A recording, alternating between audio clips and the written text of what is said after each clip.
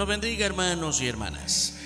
Una vez más es un hermoso día que el Señor nos concede y que después de este tiempo maravilloso de alabarle con los cantos, con las ofrendas, estamos listos para recibir su palabra.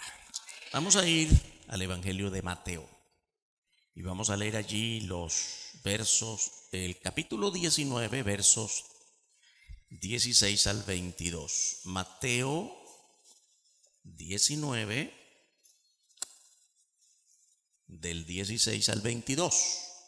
La escritura dice así: Entonces vino uno y le dijo: Maestro bueno, ¿qué bien haré para tener la vida eterna?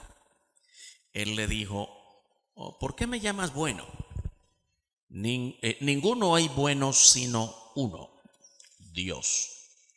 Mas si quieres entrar en la vida, guarda los mandamientos. Le dijo: ¿cuáles? Y Jesús dijo: no matarás, no adulterarás, no hurtarás, no dirás falso testimonio. Honra a tu padre y a tu madre, y amarás a tu prójimo como a ti mismo. El joven le dijo: todo esto lo he guardado desde mi juventud. ¿Qué más me falta? Jesús le dijo: si quieres ser perfecto, anda, vende lo que tienes y dalo a los pobres, y tendrás tesoro en el cielo. Y ven y sígueme. Oyendo el joven esta palabra, se fue triste, porque tenía muchas posesiones. Amén. Cerremos nuestros ojos. Padre, te damos gracias por la bendición maravillosa de concedernos este tiempo para recibir palabra tuya. Tiempo difícil para el mundo, Señor. Tiempo de angustia, de incertidumbre. Tiempo de hacer preguntas sin que haya quien responda. Y también tiempo de desafíos para la iglesia. ¿Qué hacer en este tiempo difícil? Ayúdanos, Dios, a entender que lo que tú quieres es que digamos al mundo que sí hay respuesta para cualquier inquietud, para cualquier pregunta, para cualquier incertidumbre. Cristo es la respuesta. Y nosotros, tu pueblo, tenemos esa respuesta que proclamarla, que vivirla, que testificarla. Gracias por esta palabra y por quienes pudimos llegar en esta mañana. Pedimos por quienes nos están escuchando a través de diferentes medios. Como iglesia queremos hacer, y de hecho ya empezamos a hacer muchos esfuerzos para llevar tu palabra a través de las redes sociales, de los medios de comunicación. Rogamos que sea efectivo. Nosotros hacemos hasta donde podemos. Tu Espíritu Santo hace todo lo demás. Que podamos confiar en eso cada día, en el nombre poderoso del Señor Jesucristo. Amén. Pueden sentarse, hermanos y hermanas. Es un gozo verles. Yo sé que estamos aquí venciendo muchos desafíos. Muchas iglesias, templos no tienen programas. La situación que vive el mundo con esta pandemia y la incertidumbre de no saber cuándo termina. Y es cierto que aunque nosotros estamos en la misma, no sabemos cuándo termina. Por lo menos sabemos lo más importante: Dios sí sabe cuándo termina. Esto está en el control de Dios. Amén. Hoy vamos a meditar en un tema que es una pregunta: ¿qué más me falta? Recuerdo esta pregunta de un hermano muy anciano y muy sano. Y cada vez que lograba saludarlo, hermano, qué tremendo su salud, su semblante, ya más de 90 años. Y me dice: sí, yo estoy sano, pero si me toca irme hoy, estoy contento de irme de este mundo. ¿Qué más me falta? Y le digo: bueno, yo creo que usted va a vivir hasta que Dios quiera. Sí, me dice: pero yo he vivido de todo en este mundo. Eso fue hace muchos años, así que este hermano había pasado, parece que había nacido cuando casi terminaba la Primera Guerra Mundial. Dice: he vivido 2 guerras mundiales, he vivido revoluciones, he vivido riquezas, he vivido pobrezas, Han habido momentos de mucha enfermedad mía y de los míos. He tenido nietos, bisnietos, tataranietos, y en su vida pasada he vivido divorcios. ¿Qué más me falta?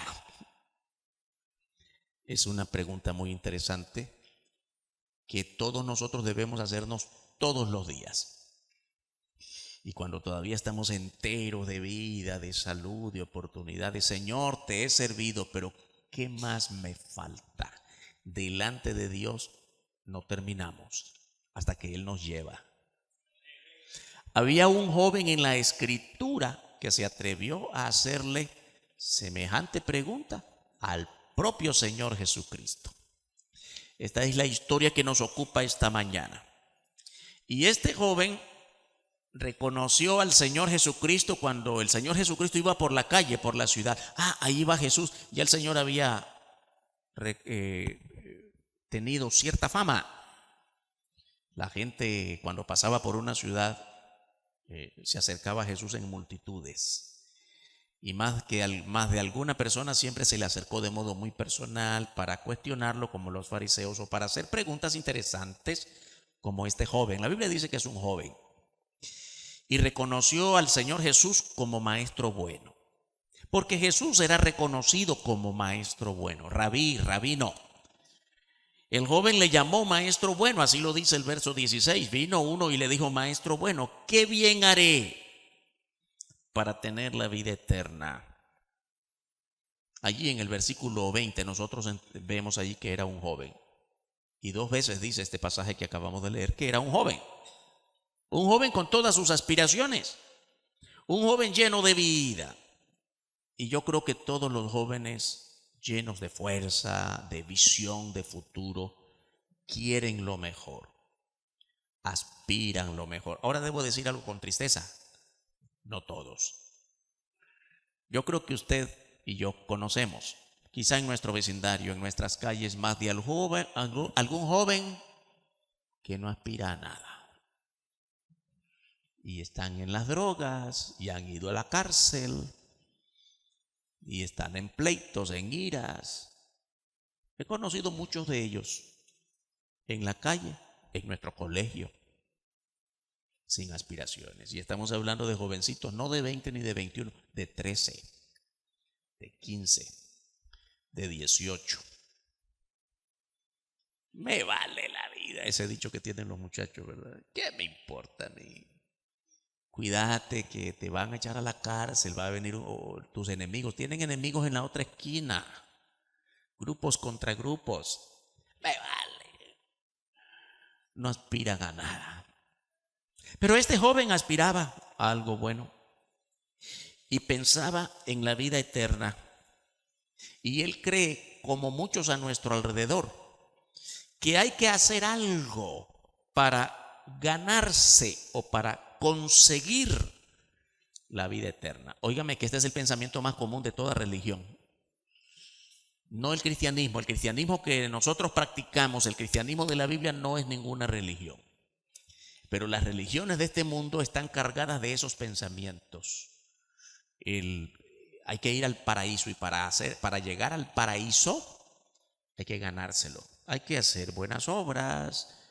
Otros piensan, si recuerdan, que hay que morir como mártir, y consideran al que no creen como ellos como infieles. Y entre más infieles matan, más mártires son, como más mártires son recibidos en el más allá.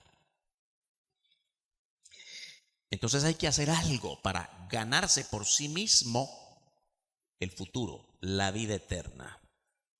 Una diferencia con los jóvenes de hoy. Quiero volver a los jóvenes de hoy. Los jóvenes de hoy y todos nosotros vivimos, aunque no tan jóvenes, vivimos en el tiempo del posmodernismo.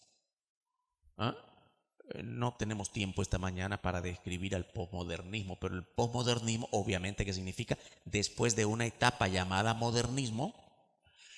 El siglo pasado, al comienzo del siglo pasado todavía estábamos en el modernismo.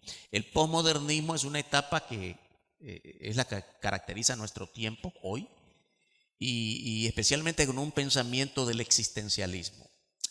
todo se vale, no hay principios. En términos religiosos no importa la iglesia que usted vaya.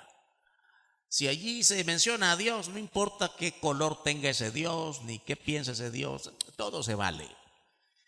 No hay principios, ya no hay pudor o temor por lo bueno. Cualquier cosa se vale, no importa los medios para alcanzar aquello. Lo más importante es que dé respuesta a tus necesidades o a tus aspiraciones.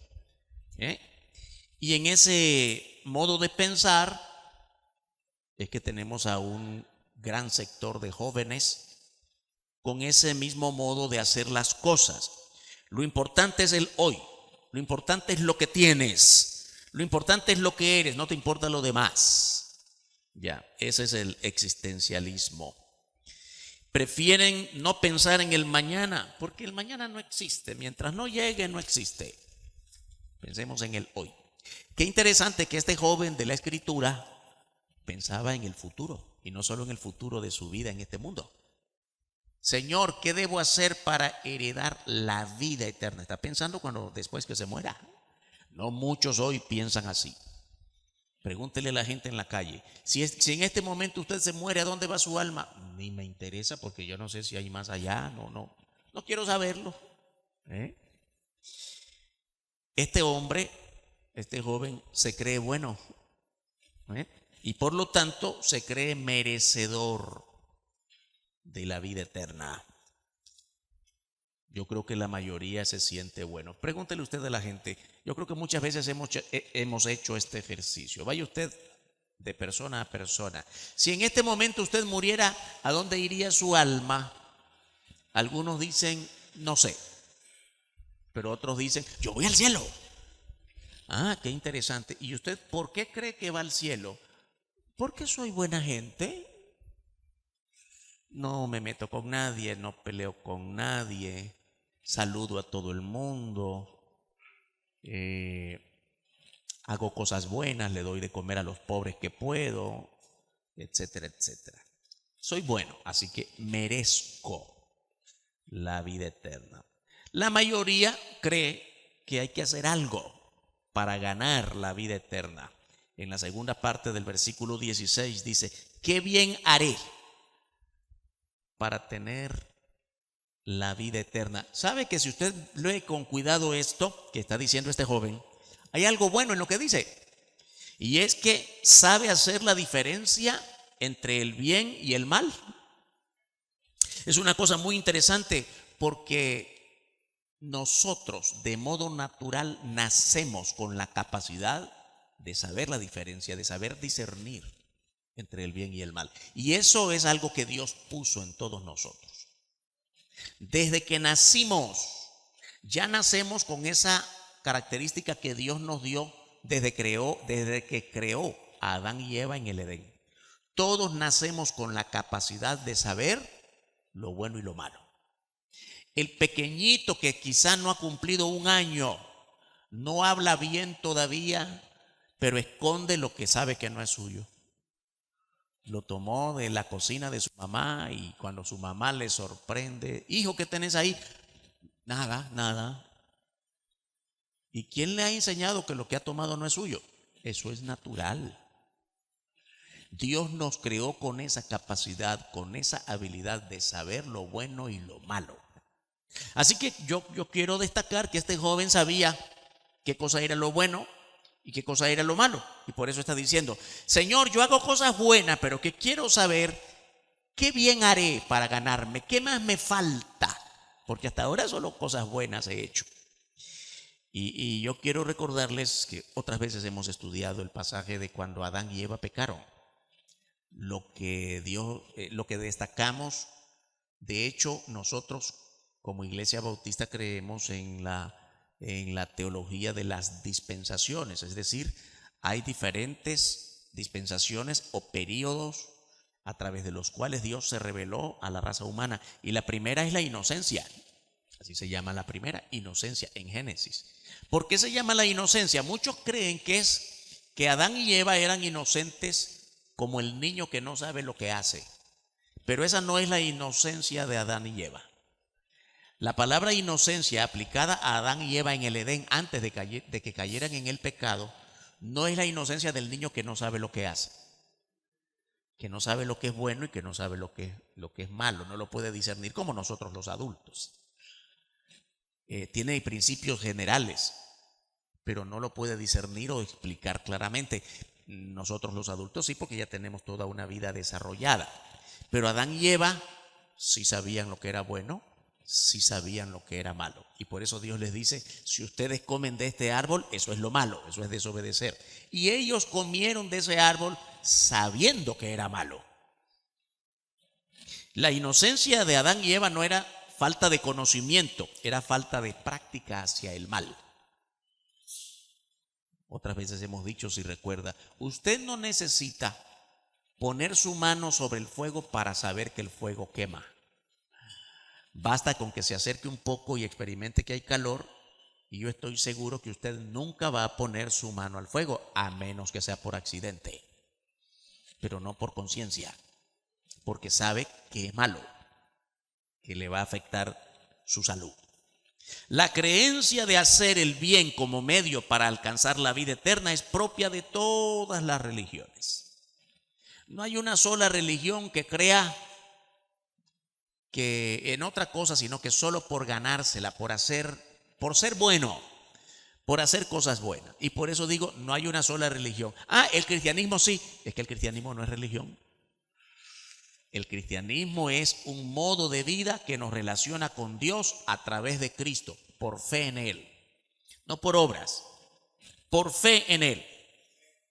Otros creen que se alcanza por ofrecer muestras de dolor o sacrificio delante de Dios. Y yo creo que eso es lo que más abunda a nuestro alrededor.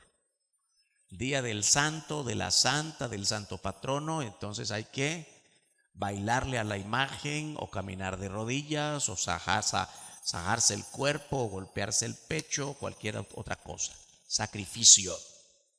Y por eso es que esas religiones, el paganismo, usan con mucha frecuencia la palabra penitencia. Nosotros no usamos la palabra penitencia, no es bíblica. No. Nuestra comunión con Dios no está basada en la penitencia, en la pena o en el dolor, porque nuestra penitencia la sufrió el Señor Jesucristo en la cruz por nosotros. Toda persona que cree que sigue siendo necesaria la penitencia, el dolor en el propio cuerpo, está menospreciando el dolor de Cristo en la cruz. Es como decir, bueno, Señor Jesucristo, yo te agradezco que hayas muerto por mí en la cruz, pero yo creo que para llegar a Dios no es suficiente, tengo que sacrificarme yo. Esa es una bofetada al rostro de Cristo por lo que Él hizo por nosotros. El sufrimiento del Señor Jesucristo, la pena que Él sufrió por nosotros es suficiente a los ojos del Padre para perdonarnos a todos los que creemos en Él. No hay penitencia en nuestro modo de relacionarnos con Dios. La palabra penitencia, la penitencia como práctica no es propia del Evangelio de Jesucristo porque Él pagó por nosotros. Hay quienes reconocen a Dios. Miren, no son incrédulos, pero quieren llegar a Dios por sus propios medios. Este joven es también uno de esos ejemplos. Él quería llegar a Dios por sus propios medios. La mayoría de nuestros vecinos, incrédulos, no conocen a Dios, no creen en Dios, quieren llegar a Dios por sus propios medios, por su propia forma. Ya sabemos que hay quienes no creen en Dios. Y yo creo que en la práctica hemos aprendido algo. Muchas veces creemos que el ateísmo es todo un fenómeno grande. No, los ateos son muy pocos. Recuerde que muchas veces hemos dicho esto, estamos inundados de muchos ateos como este, los que dicen, yo soy ateo gracias a Dios, porque en algo creen. Los ateos no son la mayoría son los que creen llegar a Dios por sus propios medios. No necesito de Cristo, no necesito de adorar a nada, porque yo puedo llegar a la vida eterna siendo bueno, como este joven de la Escritura. Reconocer a Jesús como maestro bueno no es suficiente. Aún para la iglesia, hermanos. Nosotros adoramos a Cristo, amamos a Cristo, servimos a Cristo, y aún así no somos creyentes plenos. No vivimos a plenitud del evangelio. Algo nos hace falta y deberíamos estarnos preguntando delante del Señor, igual que el joven: Señor, algo me falta. ¿Qué más me falta? Ya no para ser salvo, porque por su gracia somos salvos, pero para ser creyentes plenos, santos, puros y rectos en la obra del Señor. Algo interesante de este joven, que comenzó diciéndole maestro bueno, es que él reconoce que Jesús es Dios. Versículo 17, él le dijo: ¿por qué me llamas bueno? El muchacho le dice: maestro bueno. Y le dice el Señor inmediatamente: ¿por qué me llamas bueno? Ninguno hay bueno sino uno, Dios. Mas si quieres entrar en la vida, guarda los mandamientos.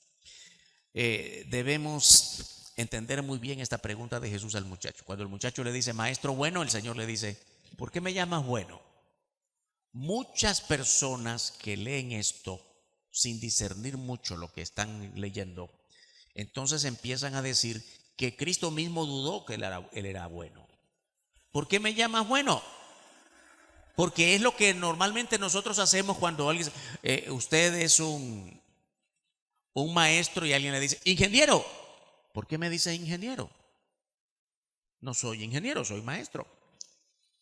Entonces muchos piensan así de Jesús: maestro bueno. ¿Por qué me llamas bueno? Yo no soy bueno. No, es al contrario, como debemos entenderlo. Lo que está diciendo el Señor Jesús es: la pregunta de Jesús no es duda sobre sí mismo, sino una afirmación de que si el joven le llama bueno, es porque le reconoce tal como él es. ¿Por qué me llamas bueno? Si tú me llamas bueno, es porque eres consciente que lo soy. Es porque eres consciente que soy Dios. O sea, vamos a empezar a entendernos. Tú me llamas bueno, entonces yo te voy a exigir que hagas como le agrada a un maestro bueno como yo. Lo que vamos a hablar ahora son los requisitos para que agrades a un Dios que es bueno. Hermanos y hermanas, el gran principio del evangelio es que fuera de Dios no hay ni uno que sea bueno. Solo Dios es bueno. Si usted vino a nosotros esta mañana pensando que era bueno, yo creo que es importante que salga de un modo distinto hoy. La misma Biblia dice: no hay bueno, no hay justo, ni aun uno. Mire, yo vine a esta iglesia porque solo los buenos van a la iglesia. Pues déjeme decirle, y espero que no le decepcione tanto, pero nosotros venimos aquí precisamente por lo contrario, porque reconocemos que somos malos y que solo el Señor puede ayudarnos a andar en la rectitud. Nadie que reconozca que es bueno va a buscar a Dios porque no lo necesita. Solo el que reconoce que es malo va a buscar a Dios porque necesita de Dios. Y nosotros estamos aquí reconociendo que no hay nada bueno de nosotros, porque solo Él es bueno. En esta conversación con este muchacho, Jesús le confronta con el cumplimiento de los mandamientos. Vea desde la segunda parte del versículo 17 y el versículo 18. Dice: mas si quieres entrar en la vida, guarda los mandamientos. Y el muchacho, muy interesado, me imagino el rostro allí como ansioso: yo soy bueno, me merezco la vida eterna, y el Señor me dice que debo cumplir los mandamientos. Señor, ¿cuáles? Y Jesús le dijo: pues los mismos mandamientos que estaban en la mente de todo judío. Si él es un judío muy bueno, seguro que los sabía. Y así lo dice la Escritura. Dice: ¿cuál es, Señor? ¿Cuáles son esos mandamientos? Pues tú ya los conoces. No matarás, no adulterarás, no hurtarás, no dirás falso testimonio. ¿Dónde está eso, hermano? Los 10 mandamientos del Éxodo 20. El Señor no está diciendo nada nuevo aquí. Si tú eres un judío bueno, tú debes saber estos mandamientos. Así que de lo que recuerdo.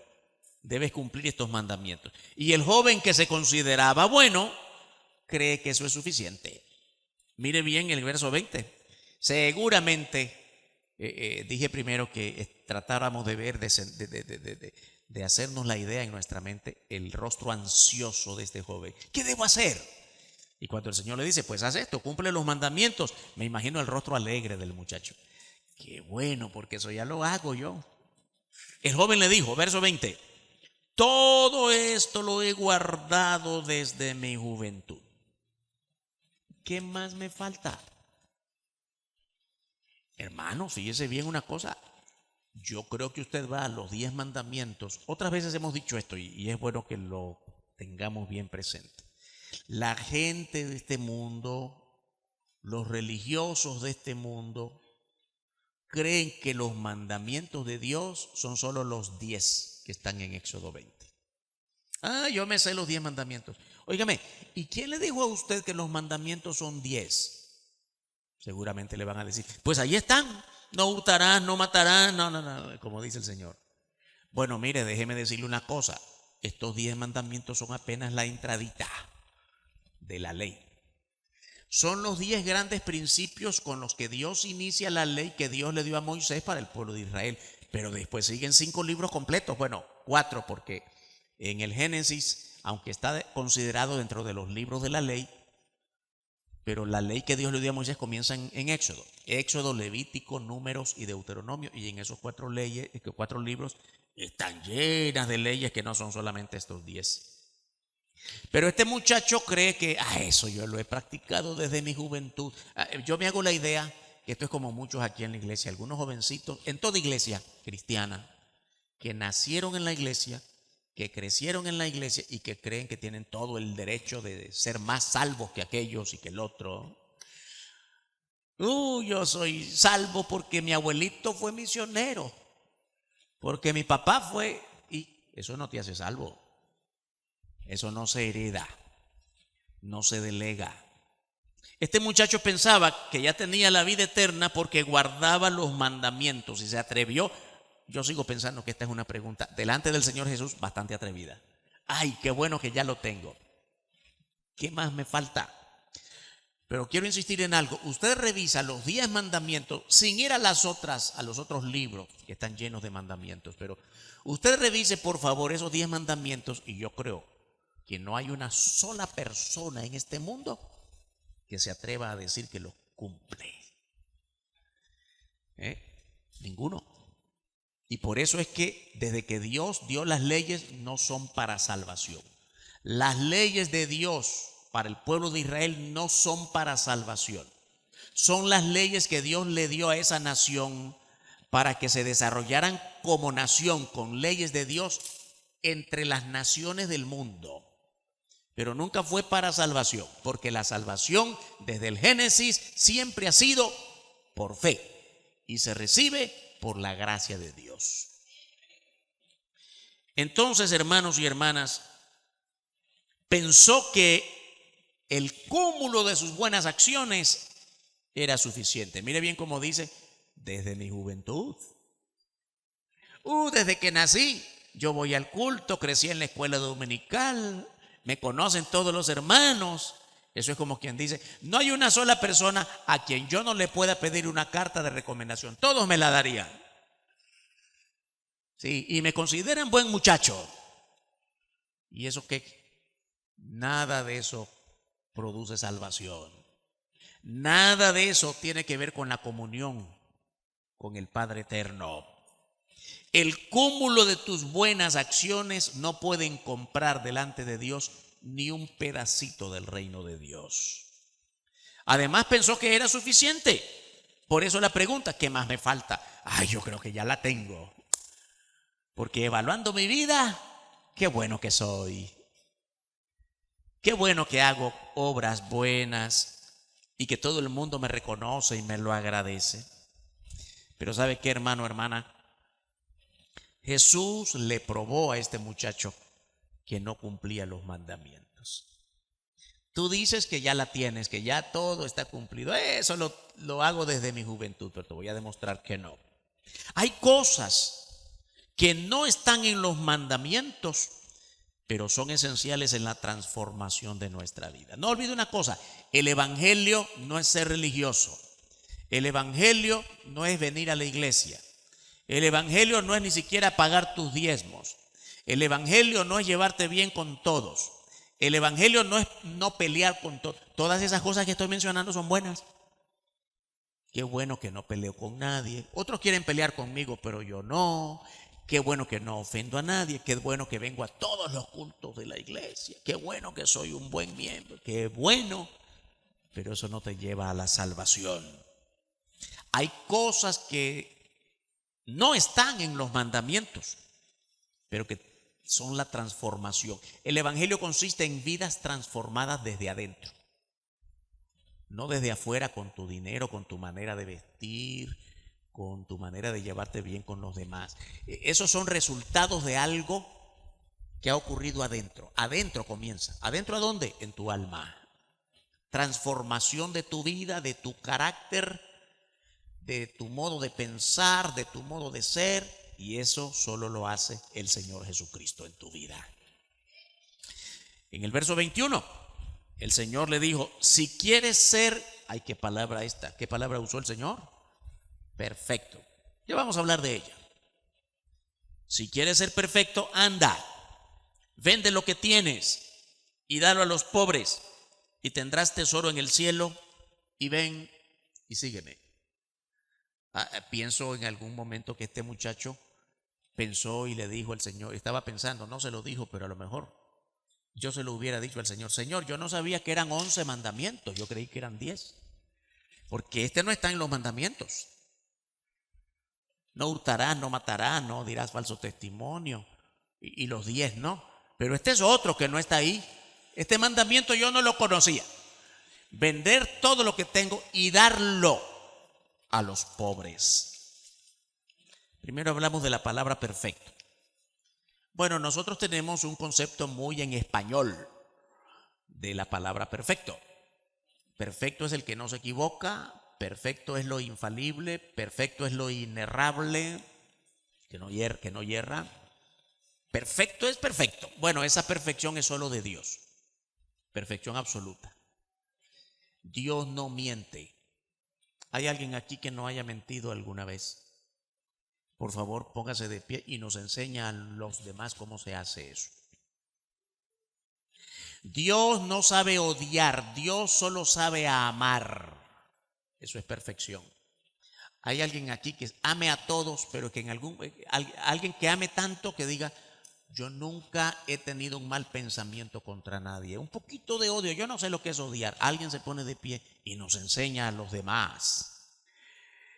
Porque, hermanos, como dicen algunos, ¿verdad? Lo que corre en mi sangre es vena y se me enciende cuando me ofenden. Óigame, yo soy buen cristiano, pero no me toque. ¿Por qué?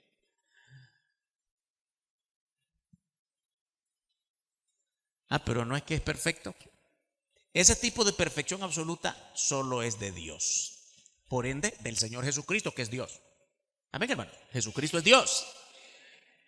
No, el Señor nunca sintió odio, ni por quienes de crucifícale. Señor, perdónalos. Ay, hermano, ¿cuántos de nosotros diríamos eso? Usted es un hipócrita, usted es un asesino, mentiroso. Y, Señor, perdónalo. Seguro que yo también lo. Usted también. No, hermano, no somos perfectos. Dios es perfecto, de toda perfección, eterno.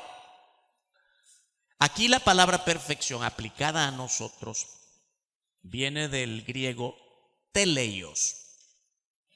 Y esta palabra más bien es maduro, completo, recto. No que nunca nos equivocamos. Pero una persona madura, ¿no vemos personas maduras aquí? Yo creo que sí. No que no pecan, pero es una persona madura que sabe comportarse, que lo ofenden y más bien guarda calma. No que no se enoja porque, hermanos, la ira es muy humana, pero no se le ve encima, no ofende, lo toma con calma. Es una persona llena de madurez. ¿A quién recurrimos cuando tenemos problemas? A alguna persona para pedir consejo. La persona a la que usted va para pedir consejo, usted le considera una persona madura. recta, con sabiduría. Eso es lo que significa perfección aplicado a nosotros, aplicado a alguien que ha crecido en mentalidad y carácter. La palabra carácter, hermano, debe ser fundamental para nosotros los cristianos. Dios empieza por transformar. La salvación en Cristo no es solo lo que muchos dicen, ¿no? Que es lo más importante. Cuando me muera voy al cielo, gloria a Dios. Eso es salvación también. Pero ¿qué mientras estamos en este mundo? La salvación no comienza cuando yo me muero y me voy al cielo, porque no espero morir hoy. Y yo creo que nadie hoy se va a morir entre nosotros. No soy profeta ni de ese, al estilo del Antiguo Testamento. Pero quiero decir, falta bastante para que nos muramos. Ay, falta bastante para la salvación. No, es que la salvación no comienza cuando te mueres y vas al cielo. La salvación comenzó cuando tú le abriste tu corazón a Cristo. Ya eres salvo desde hace 5 años, 15 años, 20 años, cuando cada uno entregó su vida a Cristo. Y desde que somos salvos comenzó un proceso de perfección al estilo de transformación de nuestro carácter, de nuestro modo de pensar. Antes odiaba a todo el que no hacía como yo quería. Yo no. Empecé a amarlos, a orar por ellos. Cuesta, pero ¿sabe por qué cuesta? Porque está enraizado en la naturaleza humana. ¿Y qué es lo que me asegura que a partir de que recibí a Cristo ya no será así? Porque ya no soy yo, ahora es el Espíritu Santo en mí. Entonces ya no depende de mí. Si dependiera de mí, no puedo dar ni un paso más, porque en la carne no se puede.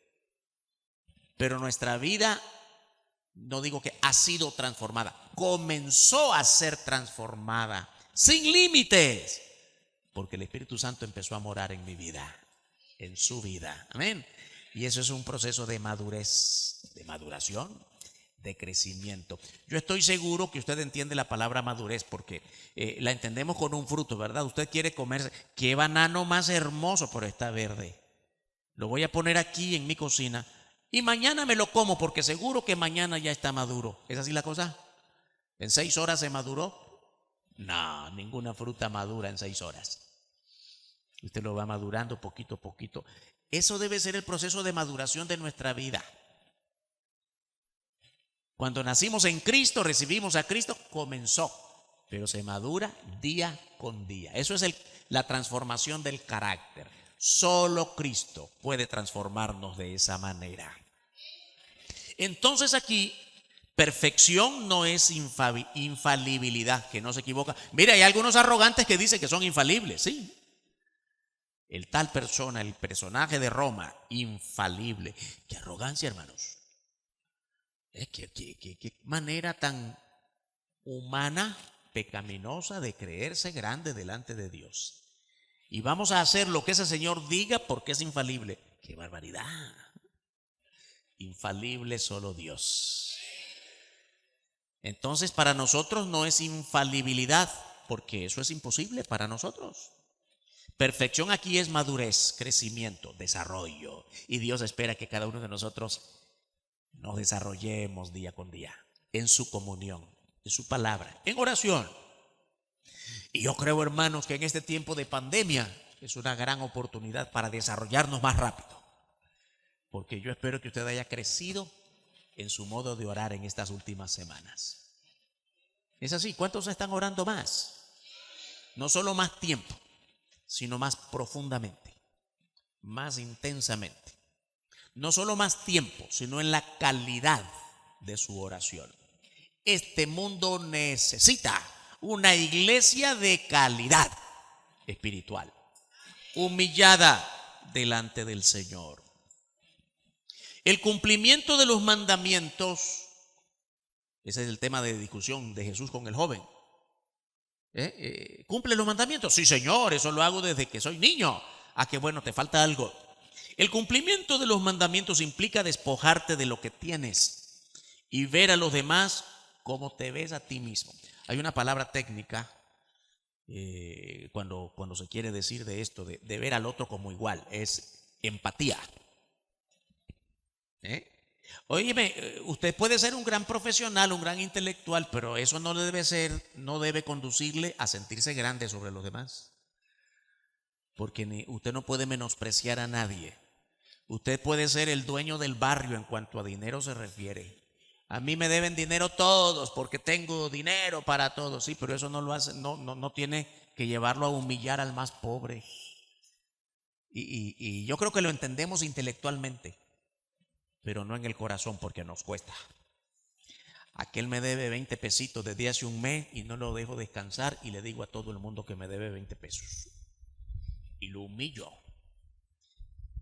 Ay, eso no es perfección en Cristo, eso no es madurez en Cristo. Y por eso, hermanos y hermanas, el cumplimiento de la voluntad de Dios implica despojarnos y hacernos empatía como el otro. A ver, recordemos, ¿cuándo es que dos equipos están jugando y cuándo es que están empatados? ¿Cuando están 1-0? ¿Cuando están 2-1? ¿Están empatados? ¿Ah? El equipo A tiene 2 carreras y el equipo B tiene 1. 2-1, ¿van empatados? Todos sabemos que no.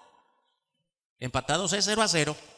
Empatados es 1-1, 2-2 o 100-100 si quiere, pero empatados. Empatía. Cuando usted, sin importar su posición intelectual, económica, política o lo que sea, usted ve al otro como igual, porque no tiene razón de ver al otro como pequeño, más pequeño que usted. Usted no es más grande que nadie. Ay, que cuesta entender esto. Ninguno de nosotros es más grande que nadie. Todos somos iguales delante de Dios. Y por eso, ¿con qué comenzó el Señor? Dice, el cumplimiento de los mandamientos implica despojarte de lo que tienes y darlo a los pobres. Dice, vende lo que tienes, dalo a los pobres. Yo quiero que usted observe una gran diferencia de cuando nosotros decimos, no, si yo tengo mi dinerito y lo comparto. Yo tengo comida, siempre hago más, no solo para mí y mi familia, hago más para que todo el que pase, comparto. La Biblia aquí no dice compartir, dice darlo. Espérese, algunos dirían, mire, no había entendido eso. Sí, pero fíjese bien, no es solo compartir, es darlo todo. Qué bueno, hermanos y hermanas, Dios pensó en esto desde antes de este diálogo de Jesús con este joven. Cuando el Señor Jesús vino a este mundo, no vino a compartir su vida con nosotros. Vino a darla toda en su gloriosa muerte. El Señor no se nos dio a pedacitos. Vengo a compartir mi tiempo con ustedes, vengo a compartir mi gloria con... No, vengo a dar mi vida completa por ustedes. Y eso es lo que el Señor le está pidiendo a este joven. Tú eres muy rico, así que dalo todo. Todo. Observo esto. Vende lo que tienes y dalo a los pobres. No dice da una parte, quédate con otra parte. Dalo. Ay, por supuesto que si fuera que me lo dice a mí, sí se puso difícil, ¿verdad? Está tocando mi bolsillo, está tocando mis cosechas, está tocando mis propiedades. El cumplimiento de los mandamientos implica seguir a Jesús, ser como Él es. Dalo todo y después de esto, ven y sígueme. Yo creo que debemos entender, hermanos, que cuando el Señor Jesús decía esto, lo decía en serio. No era una figura, no era una metáfora, no, era en serio. ¿Y cómo lo sabemos? Lo sabemos porque cuando le dijo a Mateo, sígueme, Mateo Leví, jamás volvió a cobrar impuestos. Cuando le dijo a Pedro, a Andrés, que eran pescadores, y también a otra pareja de hermanos, a Juan y Jacobo, os haré pescadores de hombres, nunca más volvieron al oficio de pescar peces. Pescaron en el Evangelio de Jesucristo. Los discípulos a quienes Dios llamó, ninguno de ellos volvió a su oficio anterior.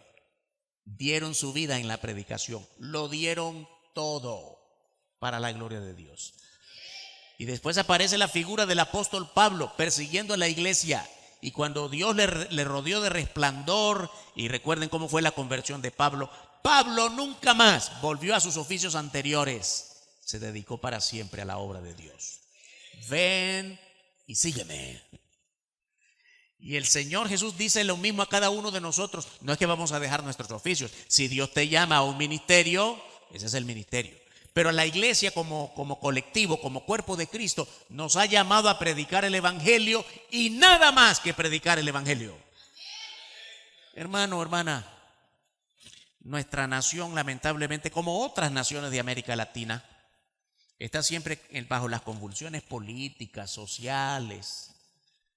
Y usted tiene derecho de pensar como quiera, pero sí le voy a decir una cosa, como siervo de Dios en esta iglesia: no se enrede en los negocios de este mundo, ni de a un lado ni de a otro. Y yo no le estoy diciendo que si usted tiene una ideología política que renuncie a ella. Usted tiene derecho de votar por quien quiera y de pensar como quiera. Pero en términos de dedicar su vida, Dios le ha llamado como iglesia a predicar el evangelio. Y si usted se enreda en los negocios de este mundo, ha perdido la oportunidad de predicar de Cristo, porque el que predica de Cristo no se enreda en los negocios de este mundo. Vive para Cristo. Se enseña al mundo el carácter de Cristo. Qué buen llamado el que el Señor nos hace desde que vinimos a Él. Ven y sígueme. No vuelvas atrás. El mundo cambia, hermanos. ¿Y cómo que no lo sabemos? El mundo de hoy no era el mismo de hace 2 meses. ¿O sí? Oh, no. Y va a ser más diferente de aquí para allá. No quiero ser fatalista, pero es importante seguir orando por esto. Los modos de venir a la iglesia y de predicar están cambiando drásticamente. Porque ya no podemos venir con toda libertad y salir a las calles con toda libertad. En todo el mundo, no solo en un país en particular. Son las nuevas formas de vivir, hermanos. Pero en medio de estas mismas situaciones, el Señor sigue diciéndonos: ven y sígueme. Y la palabra del Señor nos enseña, nos instruye con muchos detalles acerca de la mejor manera de seguirle cada día. El camino a la perfección es una decisión que tienes que tomar responsablemente. Así como el Señor Jesús habló llamando a su propia responsabilidad personal a este joven. Mire bien el versículo 22. Oyendo el joven esta palabra, se fue triste, porque tenía muchas posesiones. Hermano, hermana, ¿no le agradaría a usted hablar personalmente con el Señor Jesús? Ay, qué cosa tan grande, encontrarnos con el Señor Jesús. Y este joven menospreció ese momento tan crucial de su vida y de recibir la instrucción personal del Señor de señores. Y cuando el Señor le dio su mensaje, le dio a conocer su voluntad, ¿qué hizo? Dio la vuelta, le dio la espalda. ¿Por qué, hermanos? Porque vio mucho en sus posesiones y no se atrevió a perder nada. No, pero si esto lo tengo desde la herencia de mis antepasados, ¿cómo voy a renunciar a mis haciendas, a mis fincas, a mis caballos, a mis posesiones, a mis vicios, a mi propio orgullo de saberme dueño de mí mismo? Yo no puedo renunciar a eso. Pero se trata del reino de Dios. ¿No era eso lo que estabas diciendo? ¿Qué debo hacer para entrar al reino? ¿Qué debo hacer para la vida eterna? Sí, pero entre la vida eterna y mis posesiones, me quedo con mis posesiones. Qué triste, hermanos. Qué triste decisión y qué triste la realidad, porque esa es la realidad de nuestro tiempo y de mucha gente. Lo que le puso triste no fue su posición delante de Dios, sino sus posesiones. Muchos creyentes entre nosotros, y la palabra creyentes la pongo en grandes comillas, muchos creyentes, muchos cristianos han vuelto al mundo, recuerdo, son muchos casos, pero solo recuerdo uno ahora y no voy a mencionar su nombre, no vale la pena. Un gran cantante latinoamericano en los años 70, y después de eso hay otros muchos que de repente la gran noticia, fulano de tal se convirtió al evangelio. Famoso, de esos que llegan de un país a otro en giras internacionales y llenan estadios y se convirtió al evangelio y empezó a componer alguna que otra canción, no fueron muchas, 2 o 3 canciones cristianas. Óigame, como a la vuelta de 5 años, otra vez la noticia. Ahí anda otra vez dando conciertos. Y entonces vienen las entrevistas. ¿Qué le pasó? ¿Ya no es cristiano? Bueno, cristiano yo creo que sigo siendo. Yo creo en Dios, pero a mi modo. ¿Por qué? ¿Y por qué volvió a cantarle al mundo? A cantarle al mundo, hermano, no es solamente la fiestita privada, ¿no? Cantarle al mundo es cantarle al vicio. Cantarle al pecado. ¿Y por qué volvió? Es que no podía renunciar a la fama. En las conferencias cristianas donde yo iba, se le enseña a la gente a no aplaudir al cantante, porque el centro de todo es Dios. Y a mí me hace falta los aplausos porque no puedo renunciar a la fama. Entre la vida eterna, entre el reino de Dios y la fama, yo prefiero la fama. Yo prefiero el aplauso, yo prefiero el reconocimiento del mundo. Y muchos cristianitos han vuelto al mundo. Qué triste, hermanos. Como este joven le dio la espalda al Señor porque no quiso darlo todo para la causa de Cristo. Este joven se puso muy triste porque no estaba decidido a despojarse de sus bienes. Y oiga, hermano, hermana, esa es la misma razón por la que muchos rechazan el evangelio de Jesús. Bueno, yo creo en Cristo a mi modo, pero yo no puedo dejar lo que hago. Mis vicios, mis amigos, mi cerveza, mis adulterios, mis fornicaciones, mis homosexualidades y cuantas cosas más, hermanos. Sienten que ser cristiano les rebaja en su dignidad, en su posición social, en su autoridad. Al final de todo lo que han querido decir es, ser cristiano es poca cosa. Este joven decidió no seguir a Jesús, lo cual significa que decidió rechazar la vida eterna. La mayoría de este mundo rechaza la vida eterna. No está lista para renunciar a su propio yo, a sus propias riquezas, a sus propias truhanerías espirituales. Pero debemos insistir, hermanos y hermanas, que esta es una decisión muy personal. Mire bien cómo el Señor le confronta y el mismo joven dijo, esto lo guardo desde mi juventud, esto desde mis abuelos. Yo nací en cuna intelectual y religiosa, eso entonces ya lo tengo. Y que el Señor le dice, no, tú tienes que tomar una decisión muy personal. Yo no le estoy preguntando a tus padres, a tus abuelos, a todos tus parientes que renuncien a sus propiedades. Te lo estoy diciendo a ti. Es una decisión tuya, personal. No es una decisión de familia. Muchos como él creen tener ya la vida eterna porque la merecen o porque creen tener una religión correcta. Por allá anda el mundo peleándose. No, mi iglesia es mejor que la tuya. Tenemos las mejores estructuras de gobierno de iglesia, tenemos los mejores edificios, hermano, hermana, todo eso es una expresión muy fuerte, pero es la verdad. Toda esa basura se va a quedar en el mundo. Lo único que va a subir al cielo es tu alma, y eso es lo que Dios quiere de ti. No es por religión, sino por fe en el Señor Jesucristo. Por seguir al Señor Jesucristo. El Señor le dijo, ven y sígueme. Esa es la decisión más grande que todos deben tomar. ¿Por qué Jesús no habló de fe sino de mandamientos? Es interesante. Mire, ahora nosotros que predicamos, el Señor le dijo, ¿tú sabes los mandamientos? Y habló de los mandamientos. ¿Por qué nosotros no hablamos de los mandamientos hoy? ¿Cuál es la diferencia? ¿Por qué el Señor le habló de mandamientos y no de fe? Que es lo que nosotros predicamos. En el pensamiento judío, cuando el Señor Jesús está hablando con este joven, el cumplimiento de la ley era para ellos lo más importante.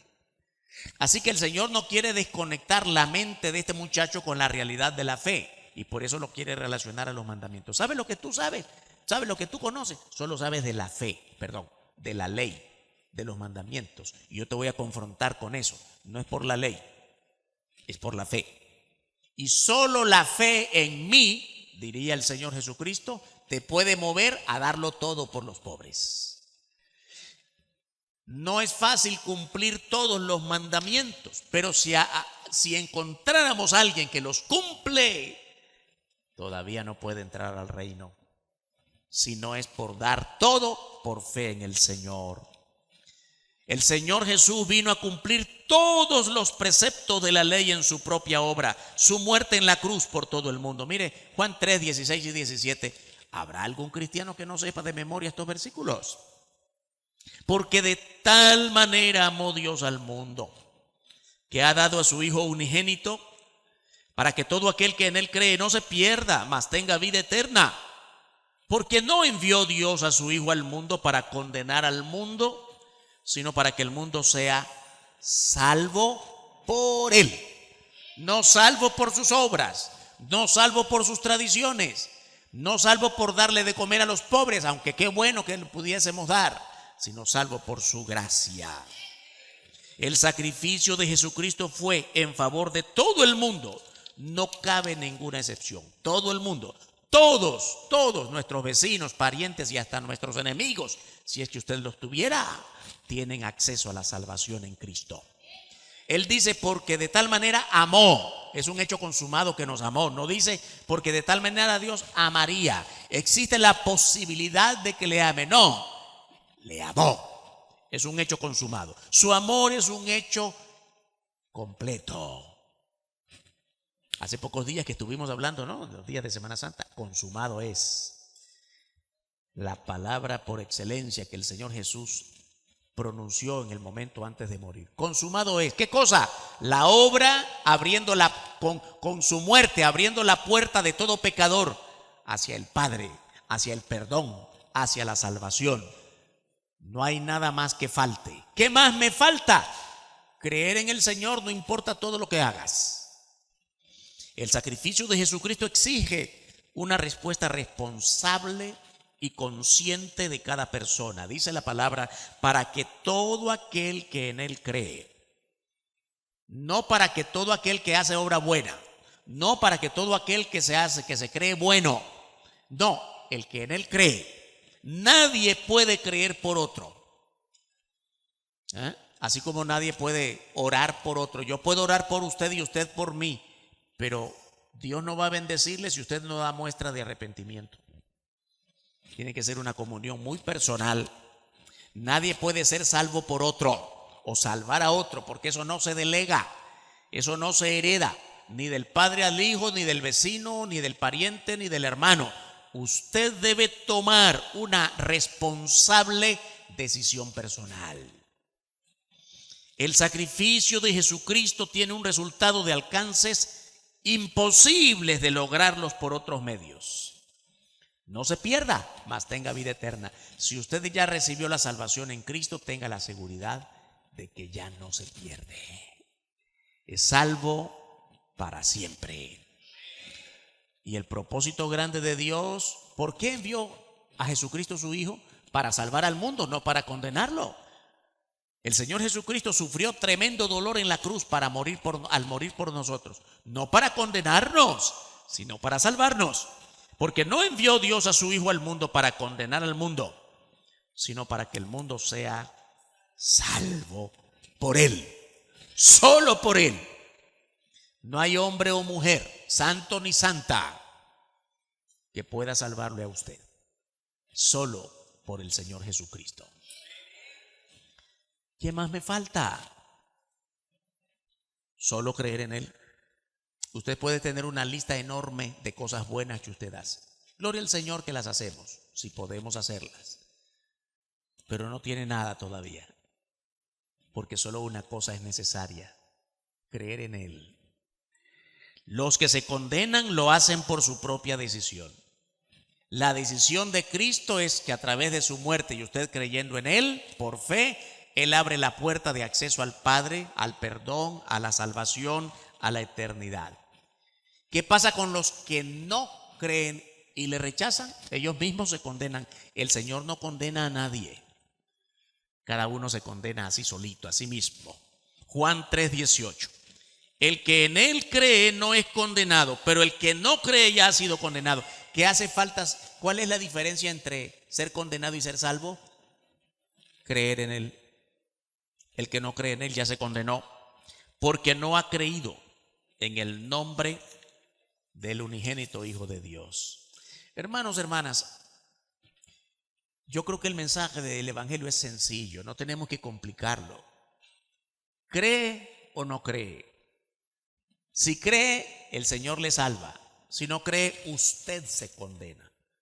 Porque muchas veces yo he escuchado creyentes: si usted cree, Dios le salva. Si usted no cree, Dios le condena. No, Dios no condena a nadie. Si usted cree, el Señor le salva. Si usted no cree, usted se ha condenado.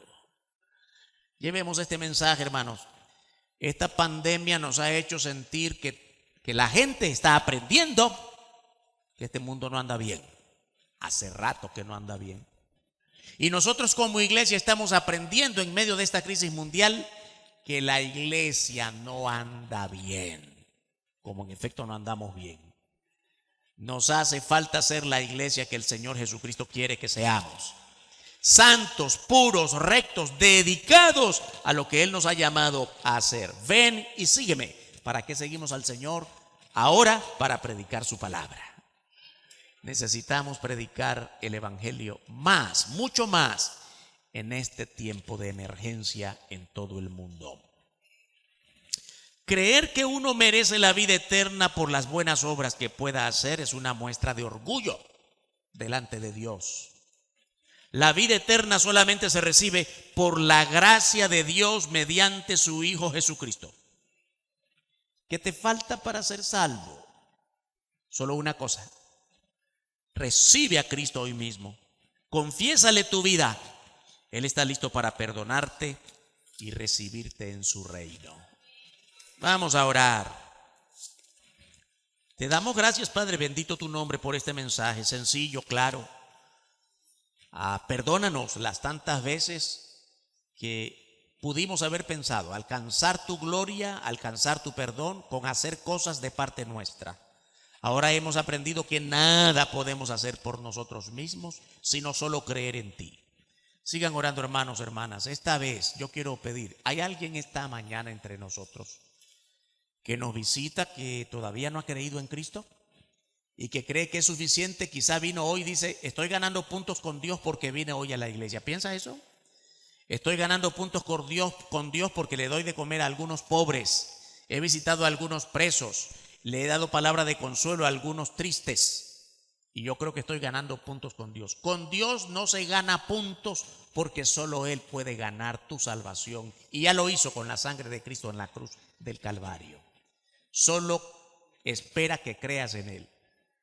¿Hay alguna persona esta mañana que quiere dedicar su vida al Señor, pedir perdón, confesarle su vida? Señor, te necesito.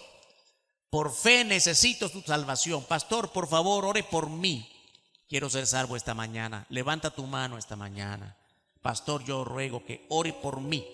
Necesito entregar mi vida a Cristo y ser salvo. ¿Hay alguna persona? Ya aprendí que no puedo hacerlo por mí mismo, por mí misma. Por mucho esfuerzo que hago, no encuentro la paz que necesito. Esa paz solo viene del Señor Jesucristo.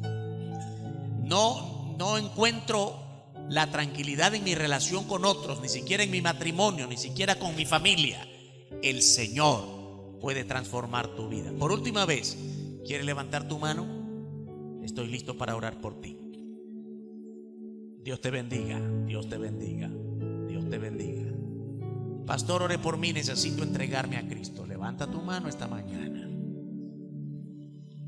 Dios te bendiga. Padre nuestro, gracias por la bendición maravillosa de esta palabra. Oh, cuánto necesitamos no solo vivirla, sino predicarla. Rogamos, Padre, que tu Espíritu Santo haga sentir en nuestro corazón que es urgente y necesario para nosotros mismos ganar a todos para Cristo a nuestro alrededor, en nuestra familia, en nuestro entorno laboral, en nuestro vecindario. Este mundo necesita con urgencia la salvación en Cristo. Te damos gracias porque nos has hecho salvos por fe, por gracia.